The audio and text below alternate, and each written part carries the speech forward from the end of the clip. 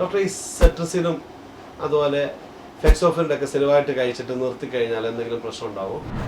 നമ്മൾ കണ്ടുവരുന്നതാണ് ഈ അലർജി ഉള്ള ആൾക്കാർ ഈ സെട്രസിൻ ഫെക്സോഫെനഡിൻ പോലത്തെ മരുന്ന് ദീർഘകാലം കഴിക്കുക, അതായത് 2-3 മാസങ്ങൾ മാത്രമല്ല വർഷങ്ങളോളം കഴിക്കുക.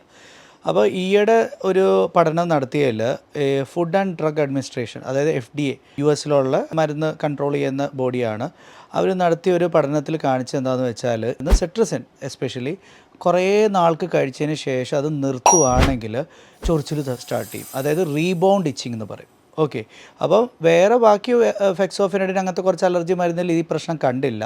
സെട്രസിൻ ചിലപ്പോൾ വേറെ ആവശ്യത്തിന് വേണ്ടി തുടങ്ങിയ ആൾക്കാരായിരിക്കും, പക്ഷേ വർഷങ്ങളോളം കഴിച്ചു കഴിയുമ്പോഴത്തേക്ക് അത് സ്റ്റോപ്പ് ചെയ്യുമ്പോഴത്തേക്ക് നമ്മുടെ ശരീരത്തിൽ ചൊറിച്ചിൽ സ്റ്റാർട്ട് ചെയ്യും. അതുകൊണ്ട് തന്നെ അങ്ങനെ കഴിക്കുന്ന ആൾക്കാരാണെങ്കിൽ നിങ്ങളുടെ അലർജി സ്പെഷ്യലിസ്റ്റിനെ കാണിച്ചിട്ട് ആ മരുന്ന് പതുക്കെ അത് കുറച്ച് കൊണ്ടുവന്നിട്ട് നിർത്തുക, അല്ലെങ്കിൽ വേറെ മരുന്നിലോട്ട് മാറ്റുന്നതായിരിക്കും നല്ലത്.